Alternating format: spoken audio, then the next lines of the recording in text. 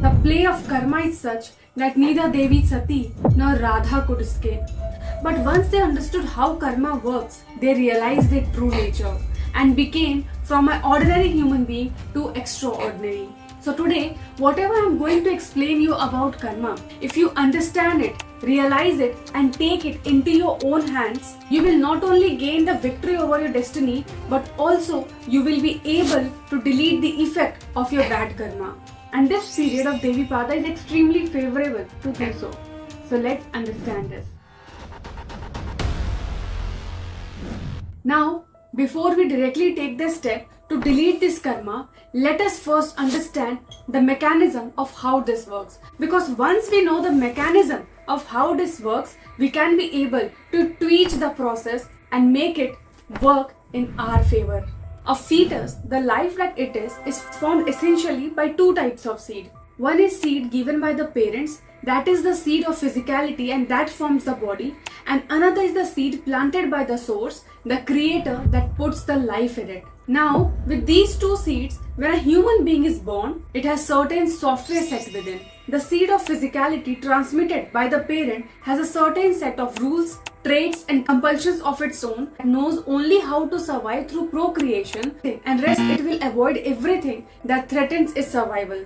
Whereas the seed planted by the creator has the memory of the source and thereby the possibility that the source of creation holds. So a human being when born is not some empty life that will always work according to society's wish or according to his own wish unconsciously. Because the software formed within is a combination of time, energy and information that he or she carries with them from their previous lives. And these three together determine various aspects of life which we are going to talk now. Now, out of these three sets, the large information that a human being carries is known as memory. Now with 8 different types of memory, the large play is done only by 2. That is genetic memory and the second is karmic memory, because this is what makes the maximum of who you are.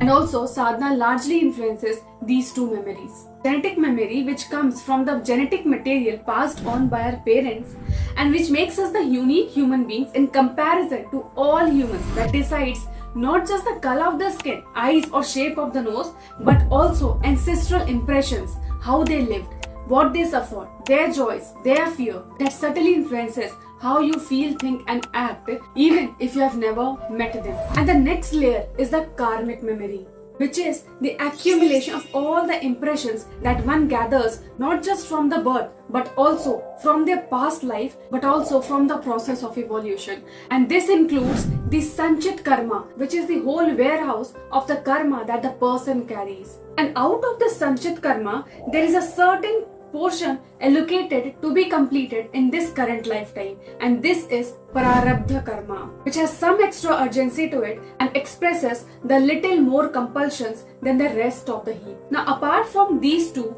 there are agami karmas, which is a result of the action that a person will take now, and also the kriyamana karma, that a person will be going to take the action when a particular situation arrives in their life. And based on how much karma one performs daily and with how much awareness will either release you from the sanchit or the prarabdha karma or will enhance the same. Now this prarabdha decides who will be your parents, who you are going to meet, what is going to happen and all what is there in your destiny, which the person has no choice, because all these have come from our past life that creates our orientation towards whatever situation is going to come. And the sanchita creates unconscious tendencies towards it. For example, if the person has the vasana of overeating, he performs his kriyamana karma by eating unconsciously, as a result of which he became obese and diseased. That is agami karma. But still he continues because it is his tendency until to a point where he realizes